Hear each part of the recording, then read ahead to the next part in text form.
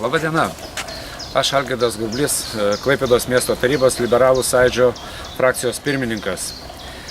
Dianą Stankaitienę pažįstu senai, puikiai klaipėdietė. Man visada patinka jos racionalus požiūris, sprendžiant įvairias miesto problemas, jos pragmatiškas požiūris į šeimą. Taip pat mane imponuoja jos didžiulis darbas, kovojant prieš narkotikus, sprendžiant įvairias socialinės problemas. Mieli klaipėdiečiai, gyvenantis Mažojo Kaimelio rajone, Danės apylinkėje, visi, kurie mėgsta dviratį, sveiką gyvenimo būdą, būkime kartu su Diana Stankaitiene. Aš manau, kad jinai neleis, kad centrinė valdžia priimtų mums miestui nepopuliarius sprendimus. Balsuokime už Dianą ir padėkime sveikam protui nugalėti.